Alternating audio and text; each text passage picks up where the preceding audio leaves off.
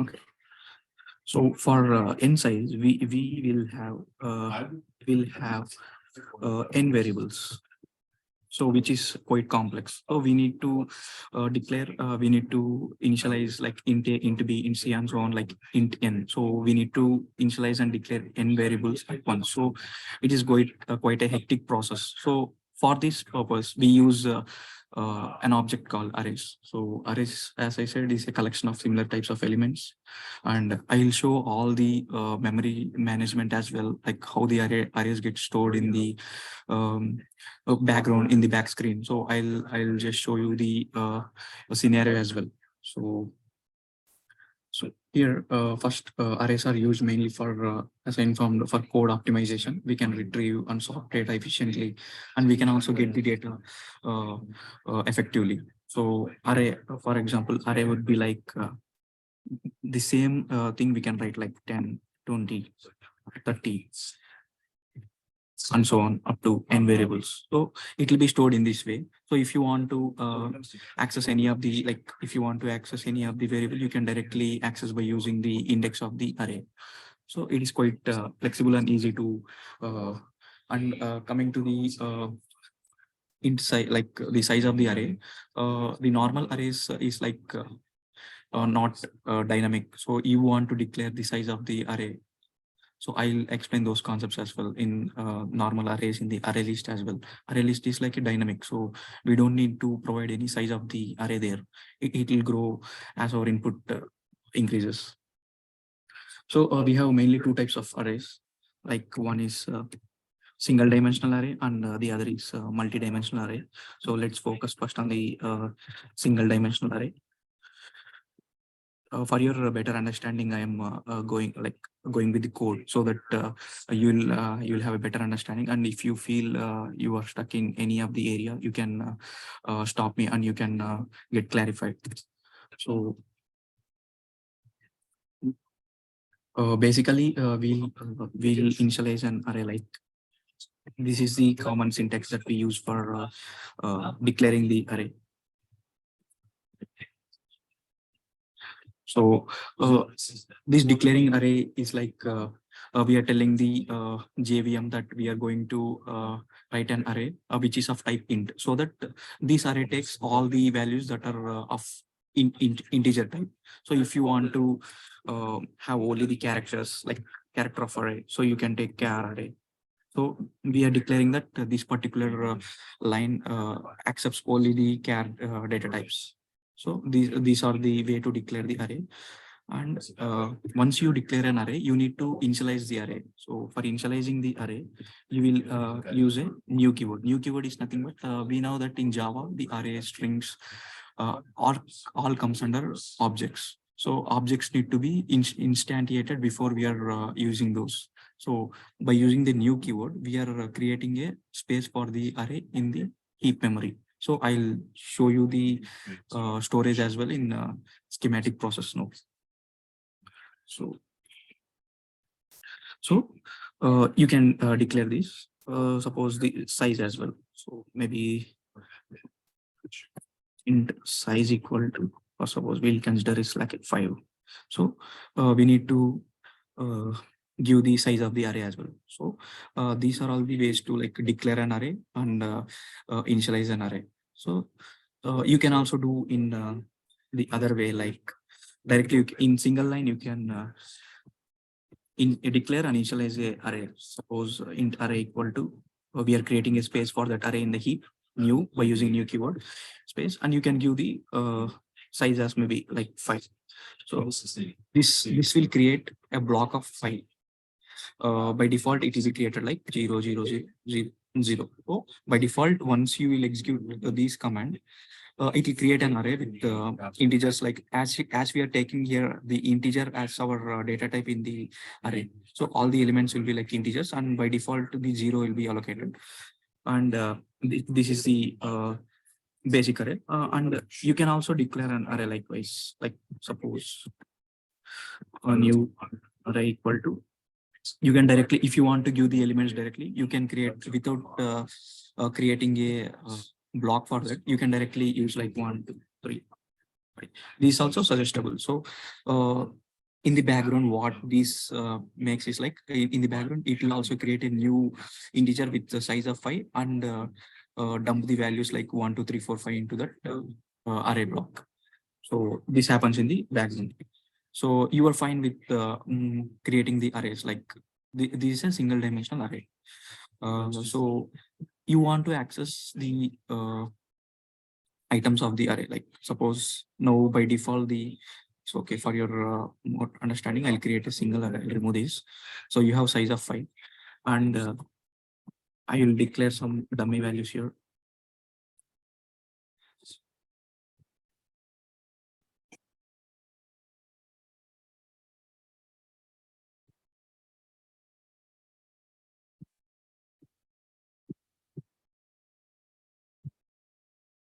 It's a shooting. It's not a shooting. If you are helpful. So for every array, we start the index with 0. And since the length of the array is 5 elements, so we'll start from 0 and end with n-1. That's nothing but 4. So we have stored the values into that. So if you try to print any of the value, suppose we'll print any of the value like array of 0. So you need to get the value as 1.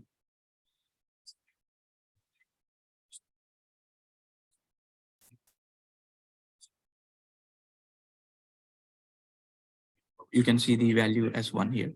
So if you want any of the, you can access directly, like if you want to access the element 3, then you can directly access those things as well. So element of 3 is 4. So your output will be 4. So this one approach. And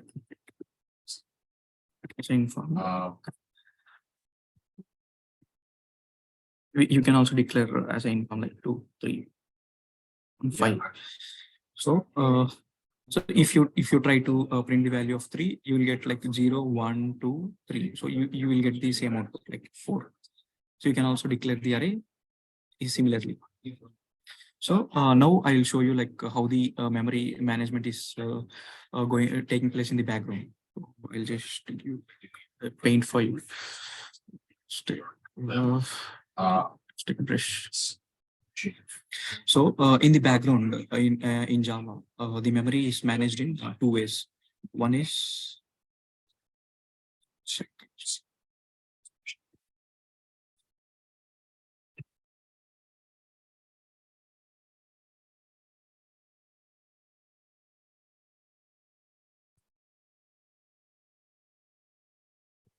so Sandwich. This we called as stack.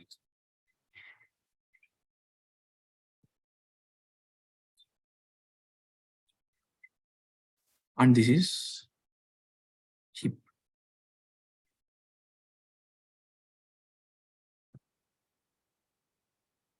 So once I'll try to show here. So here we have we declare the variables as int a equal to 10, int b equal to 10, and int c equal to 10. So these are primitive types. As Bhavyanth informed you in the previous class, there are like 2 types, primitive and non-primitive types. So all of the primitive types comes under stack memory. So once the program hits the main function, so what happens is like we have your int a, b, c. It'll take synchronous process. Like first it'll come to a, b, and c, and then it'll come to array. So here what happens is like first a block will be for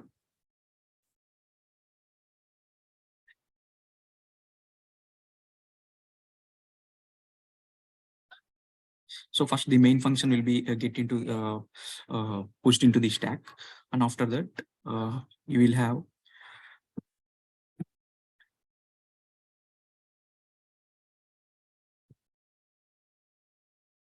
sorry for the bad handwriting here. So I'm just trying to show in a pictorial way.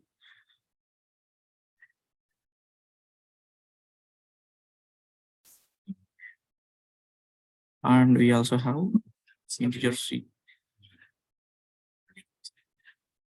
So these primitive types will be stored in this stack memory.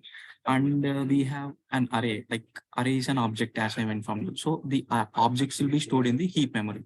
So here we have array. So the name of the array is array. So this ARR will be stored in the stack.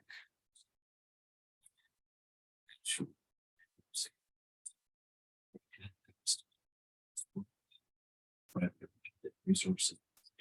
So you can. So, sorry, this is in- Say stops or fail to use. so the reference will be stored in the stack, but it will point to the heap memory. So here a block will be created. It contains the elements here, the elements that we are created. 1, 2, 3, This one. 4, so etc. So all these elements will be stored in the heap memory. So here the ARR is the variable that will be stored in the stack, but it would be referencing to the elements that are stored in the heap. So all the objects, if you create any for new overview, if you create any object using this new keyword,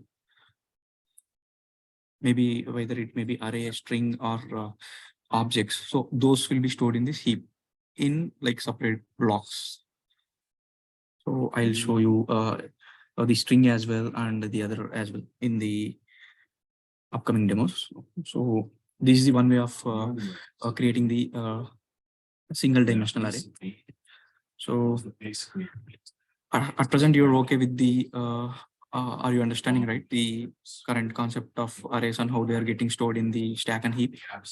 If you have any queries, you can stop me or ping me.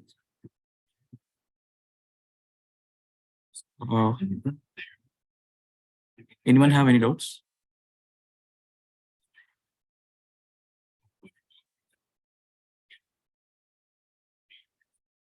Okay, so okay, you don't have any doubts. So here we are accessing a single index. So if you want to access multiple like all the index at once, you can create any variable like this array dot length. So we have some functions.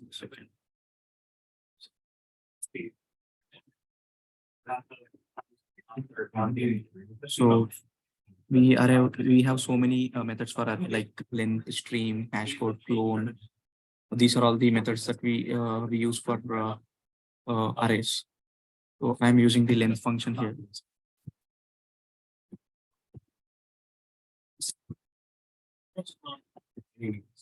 I'm going to print array of 5.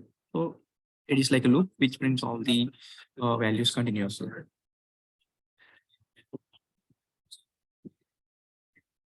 So you can see all the values are printed by using the loops. So this is the single dimensional array. So let's go with the multi-dimensional array. Multi-dimensional array is nothing but it have multiple rows and each row have multiple columns. So in the same way, for single dimensional array, we are using this one. So for a multi-dimensional array, we use this row and column. So we consider as a new array. So this is the syntax, and we can give the size of a row and the size of column. And the int row equal to 5, int all equal to 5. So we have created a multi-dimensional array. This array contains like row and column.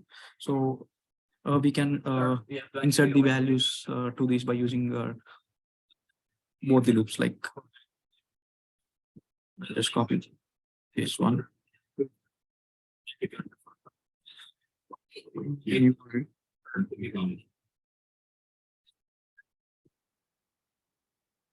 So here we are using two arrays. First loop will take the number of rows, and second will take the number of columns.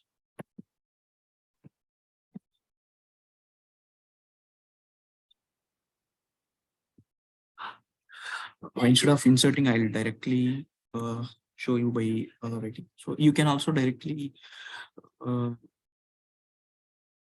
get the multi.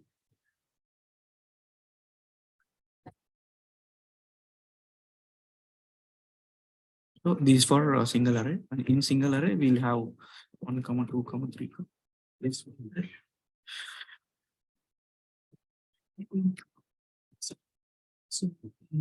Especially. We have stuff.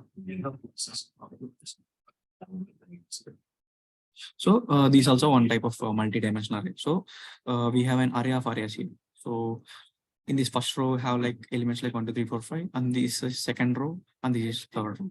So this is used like if you have in some scenarios like you have array of arrays, or you if you want to work with matrices like rows and columns, then you can use this type of a multi-dimensional array. In most of the cases, you'll be dealing with the single dimensional array itself. But in a few scenarios, if you go through like as array of objects, so then it will be very much helpful. And you can, if you want to insert, you can insert like new array of maybe 0th row, first row, first column equal to maybe 1. So in this way, you can also insert, or you can also use for loop and iterate through the arrays. This is the multi-dimensional array. In some of the scenarios, you have like first 0th row is 1, 2, 3, 4, 5, and you can also have like second row maybe 1, 2, 3, and third row as 6. And in this way, like you have number of rows, but the columns may be changing from 0th column, first column, second column. So this is called it's a special type of array. It is nothing but a jogged array. Here you can also use this type of arrays in if you get any of the functionalities to use in the future. So all these will be stored in the heap itself, like in this way. The array, the reference will be stored here, and it will point to an object in the heap. So and in the heap, you'll get like it will be accessed, and you can retrieve the data. So this is about the arrays. So I think everyone got understanding about arrays. So if you have any doubts, please let me know now.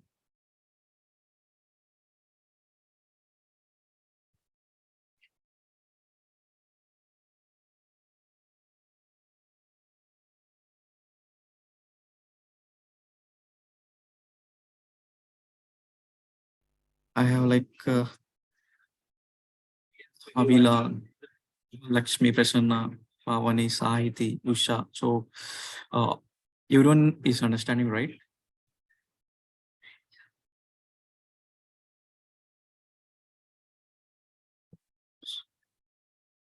Can you please let me know?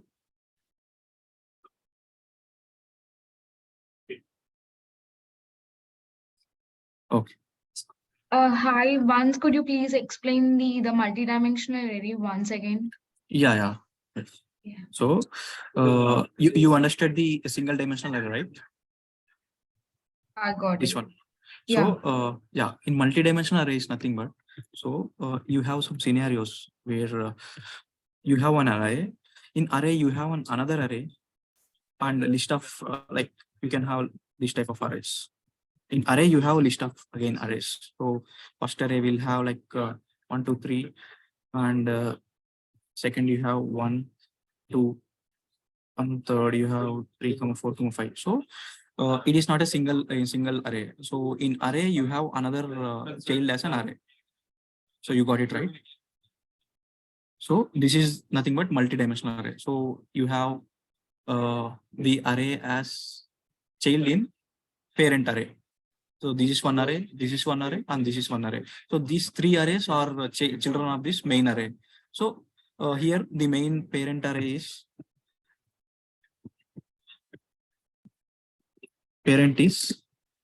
new RR. It's nothing but parent array.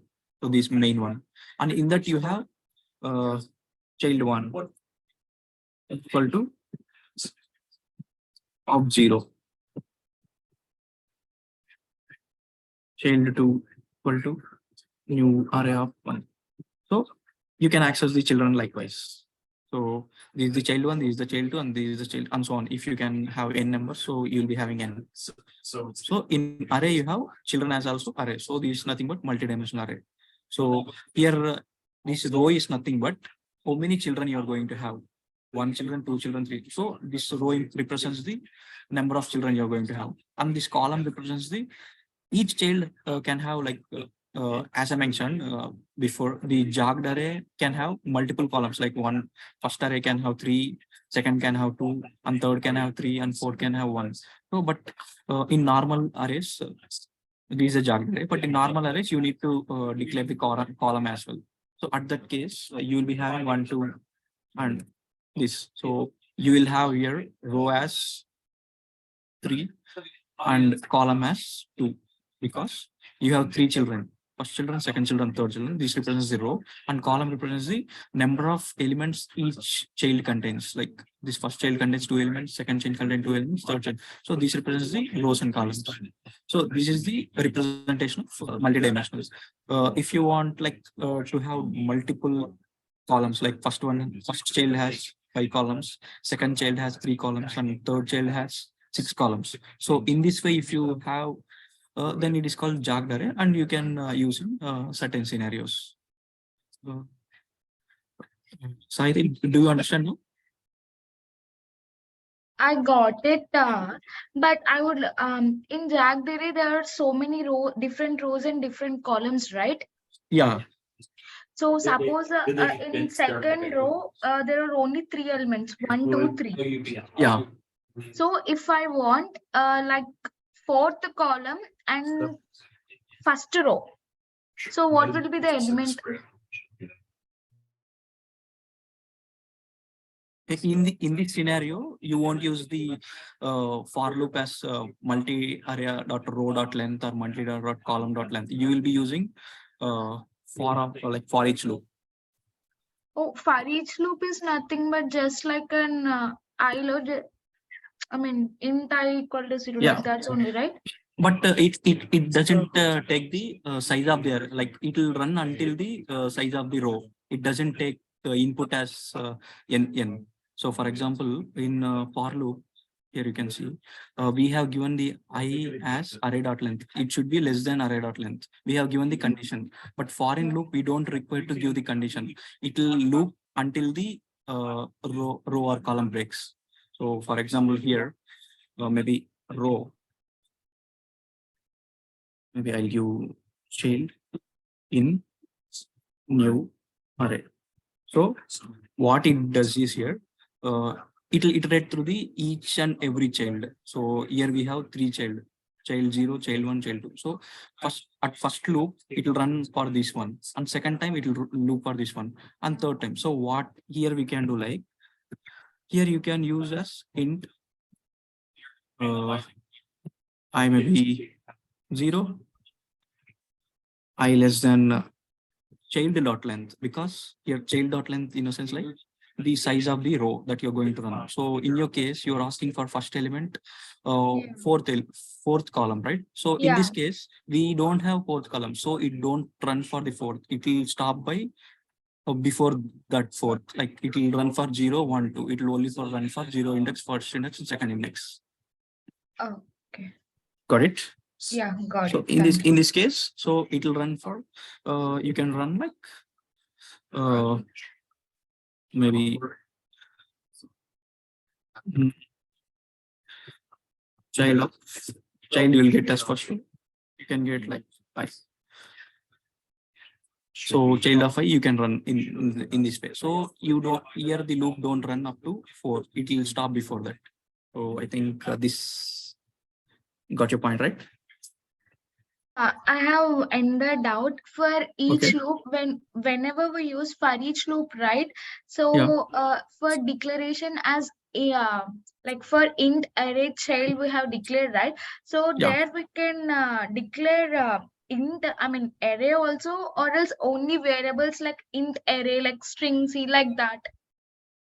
Yeah, I got your point. So here this is one array, this is one array, and this is, so these are all arrays of arrays. So this child is this also an array. So if you give here as int, it doesn't take this, it will consider the child to be only single integer, like maybe 1, 2, 3, 4. But we are passing the child as an array.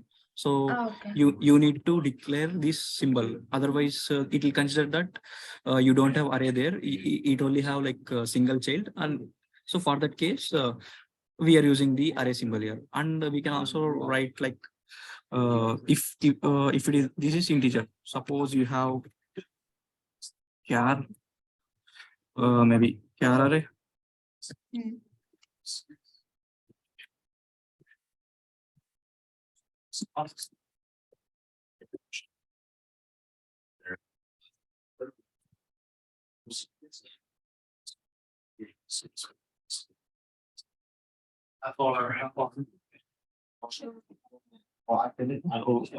This as a char array. So here what you do is like you don't use int here because all the characters are like char.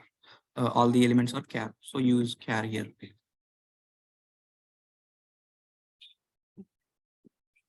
So he'll give your char. So it will take this. We have character array 1. And you can also give.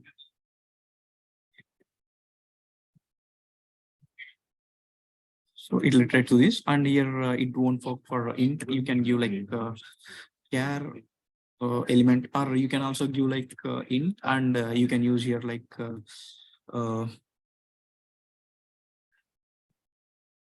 maybe char element equal to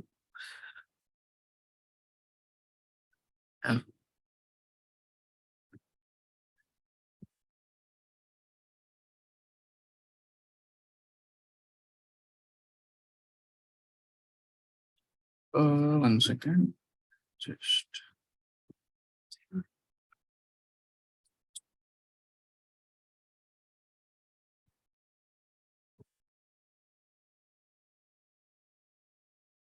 C7. That's the C, which is 7. And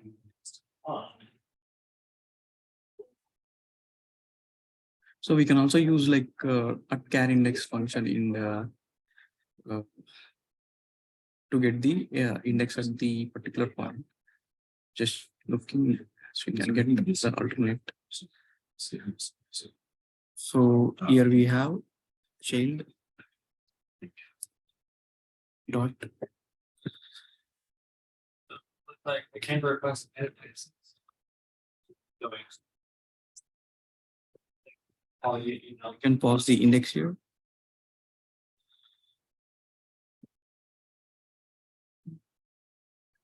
Okay. Yeah. So child has A, B, C, D, and at 0th index, we are getting the char at 0th index. So the element will be stored here and at the first index. So similarly, we can use this for character array. So if you want to use like float, bool, or any of the things, you can use these things as well there.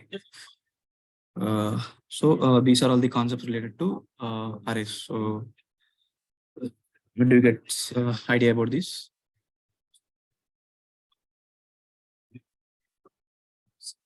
Can we proceed further? Or if you have any doubts, you can we can go ahead with that.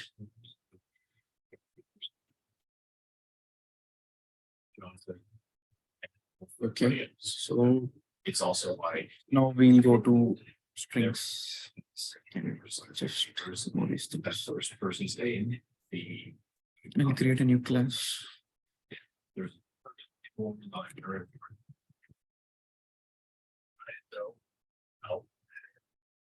I heard one of my friends in March was I'm like, I'm not principal, I'm not the BI. Why would we was there first? It's a way. Okay. I am just doing it. Similar to arrays, strings are also like objects in Java. So though these strings will be stored in a separate memory called string pool that is present in heap.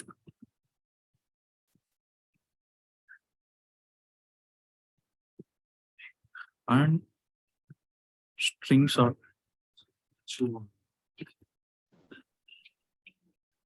immutable. So I'll cover these things as well with showing the pictures. So, so for example, we can declare a string as string str equal to hello. So this is one way of declaring strings. And the other way is like str one. We're using the new keyword. Here you can pass any of the values like hello.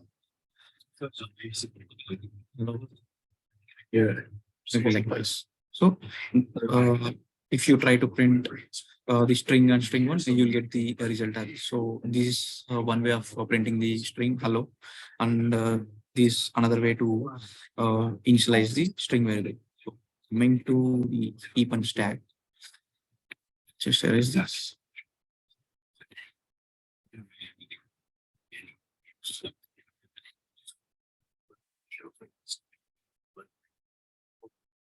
Right.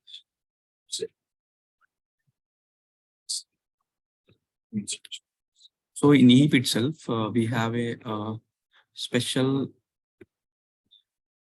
box called string pools. So consider this as a string pool.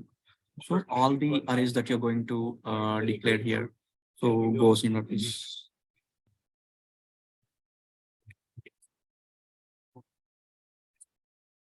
What I'm assuming. Sentence will still make sense. It's not. Yeah, I have a lot of questions, but. Sorry for the drawing here. So here we have str and str1. So str, maybe consider this as s1 and this as s2. We'll just rename here. So those will be stored in the heap itself.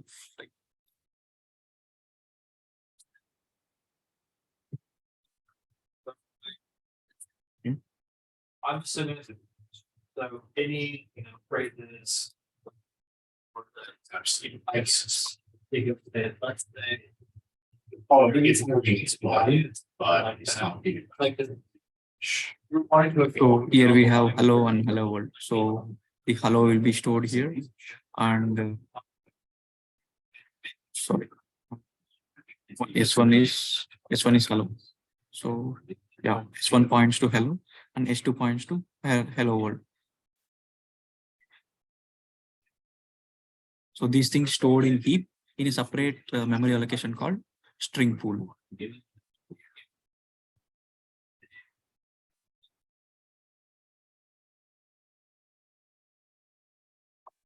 Oh, like the year. I don't think that's the thing. And strings are immutable. So immutable in a sense like if you so suppose you have declared an string as s1 equal to hello. So in future you want to initialize this thing as from hello to Java. Then here what happens is like this memory it won't as dump this Java into this hello. It will create a new memory block and dump the Java there. So I'll show here. So here we have hello world and hello. So what happens is like once you reassign this Java to S1, a new block will be created. So it will be like Java, and this S1, it will get cut from this area. So now this one points to the new memory allocation.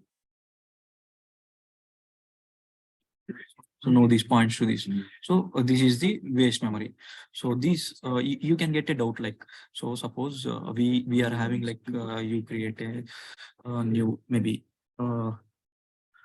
these are all objects, right? Hello is an object, hello world is an object. So everything if we create by using new keywords in arrays or strings, all are objects. So everything will be stored in the heap, not in the stack. So you can go get a doubt in the future, like you have given like S1, S2, and there may be like multiple things, S3, S4. So if you don't use this S1 in the future, like you have some methods, you are accessing only S2, but you are not using the S1.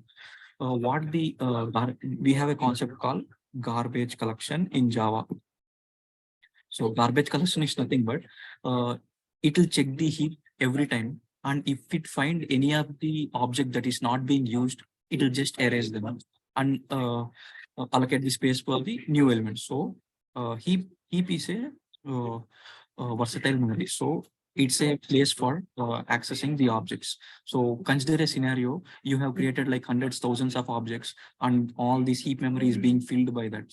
But in the worst case scenario, you have created 100 objects, but you are only using 10 objects and not using the 90 objects. So those 90 objects also will be present in this heap.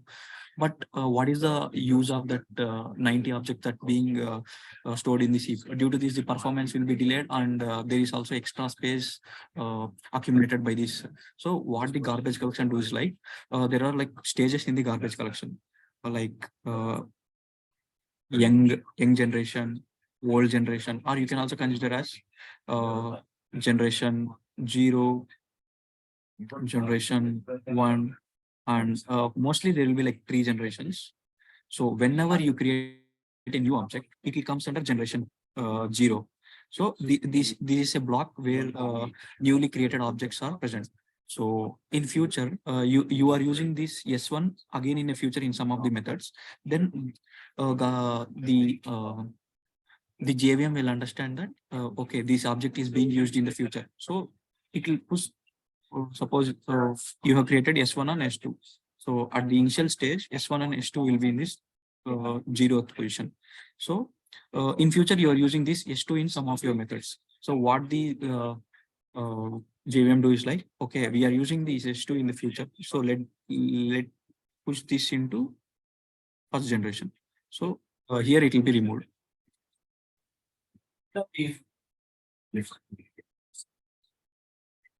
So how you can get doubt, like how garbage collection know that all these objects expires, or we need to track of those. So in this way, so first time S1 and S2 are in G0. Then some of the methods are using S2 in some of their methods. So you have you are also using this S2 in few other methods continuously. Then what it does is like, it will erase here as well. And it will push this S2 to G2. This is the final stage. This informs that, this suggests that, like, not suggest, it will tell that this is the final stage, and this object is currently using in many of the scenarios. So it is a very valuable object. So we have a concept like garbage collection. So every time garbage collection will run on this heap, and it will see whether the object is in G0, G1, and G2. First, it will erases the unused objects that are present in S1 in G0. So it will come to this G0, and it will find that S1 is created, but it will also track the time history of the objects that are being created. So we have created this S1, but we are currently no longer using this S1. So it will simply after a particular time, it will simply delete the object from the heaps. So all these operations are performed in these blocks, nothing but heap. So and it'll there will be like a few other consider few other objects like S3, S4, and S5. So we use some of them and we don't use them. So all this way, the G0 elements will be cancelled. And after erasing all the unwanted data in this generation, it will come to G1. So in the G1, it will check whether the particular objects are being used or not. So based on that, it will erase this. So this is the garbage collection that takes place in this in Java, like any of the OOPS concept, like how we delete us in the heap. So here as well, we can access the string by using index. We have S1 here. S1 of maybe 0.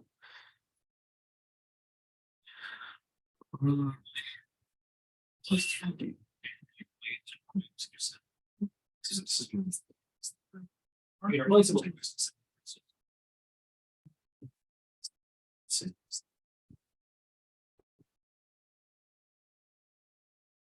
You need to.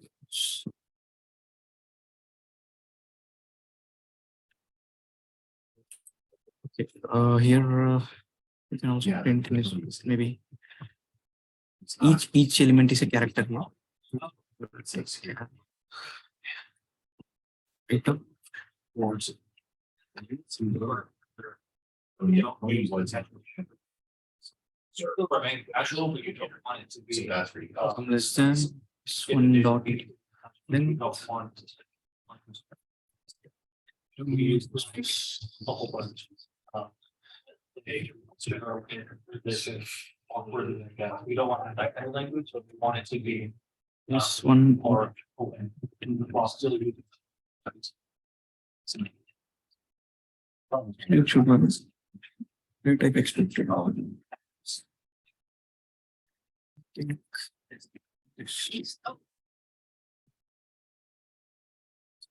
So yeah, the ethos is. Sorry, I'm trying to index this one.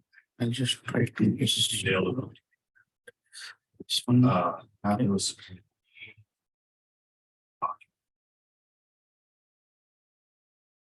So you'll get the index, all the element string.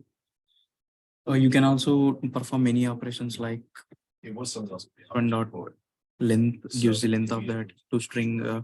If you have any of the characters, maybe maybe JSON or anything, and if you want to create to string, you can create that. And if you want to split to get the character, we have seen these things. These are all the methods that are present in the string, and we can perform the operations as well.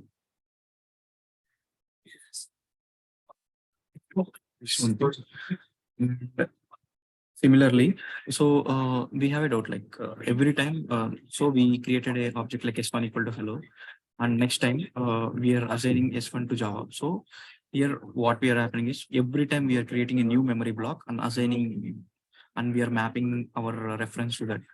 But it's a drawback, right? So suppose you're continuously changing.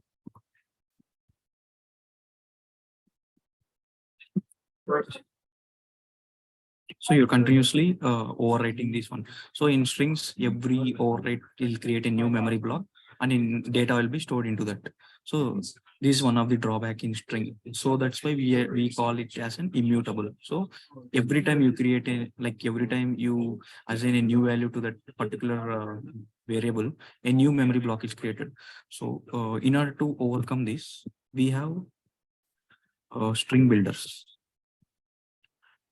String builders. So the string builders is like an array list.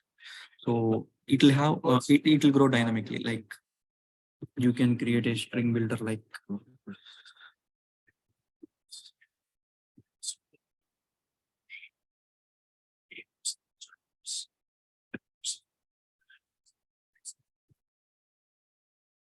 you can add to that to the string builders like appending the elements like Java. It's like an array list. So we'll cover array list and hash map as well. So here what happens is like instead of creating multiple memory allocations, it will create a new string memory allocation, and all the elements will be stored like an array there. Here just clear this.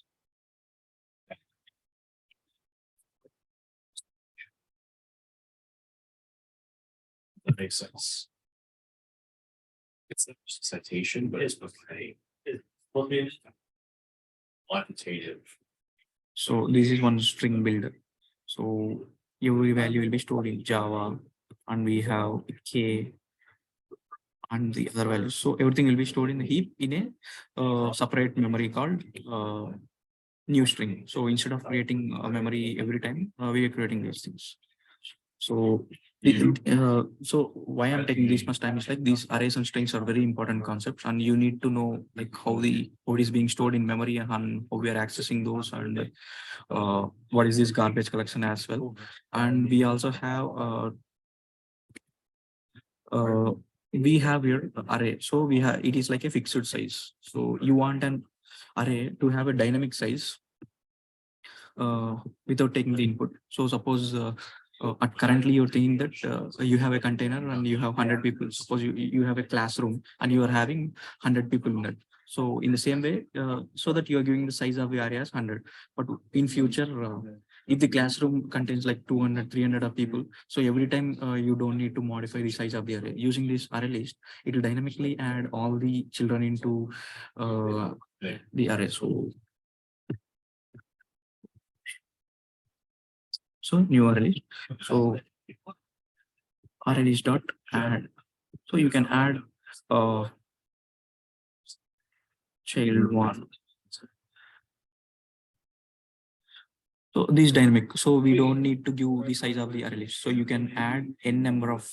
So you can give anything if you grow dynamically. So we have one drawback in this array list. What is that? So here we are giving this. Suppose will you like just close this within 5 minutes?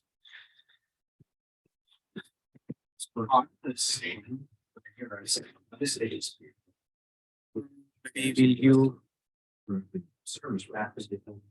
Yes.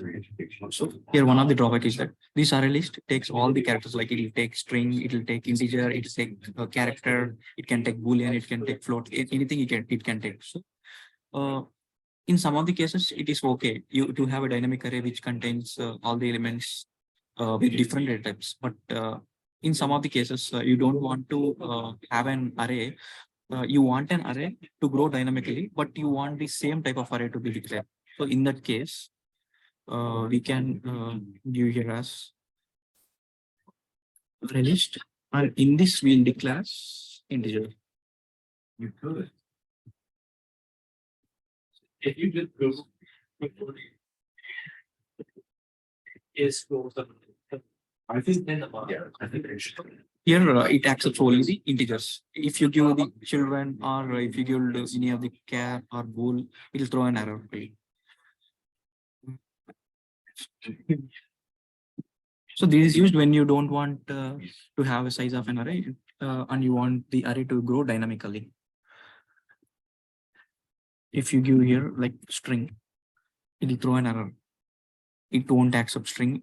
So see, required type is integer and you're providing string. So it is generic.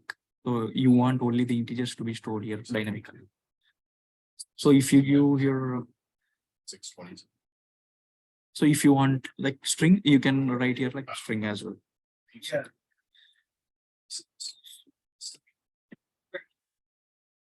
So this is an string array list which take all the strings dynamically. So this is one of the concept of array list here. And we also have hash map for creating a key value pairs.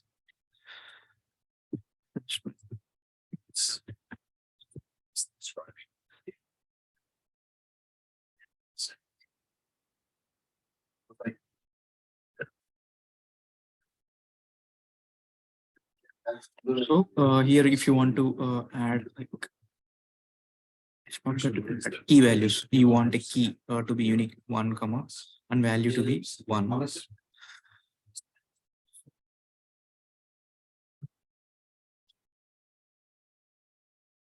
Put here in. So in the same way, if you want multiple things to add, we have key value. So it is a unique key. So you want to define unique key for all times, and value can be the same or different. So here we are given the key value as integer and value as integer. If you want the key value to be string, we can give the string as well here. And here you need to give 1. So you can play with these things like.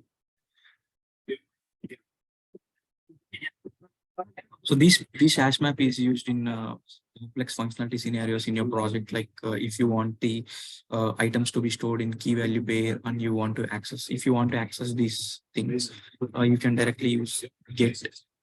It is showing here. So you need to provide a key and you will get the value. So get, if you provide the key value like 1, you'll get the answer as, you'll get the value as 1. So this way we can store the key value pairs and we can work on this as well. So I think the time is 6:20. I've lost the time. Sorry for that. I hope you have understood in good in depth regarding the array strings and these functionalities. So if you have any doubts, you can ping in the chat. We can clear the doubts and we can close this session.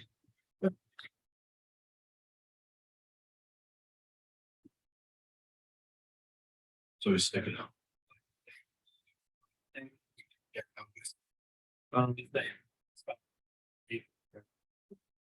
Any of you have doubts regarding this? Like Lakshmi, Pavani, Avila, Usha.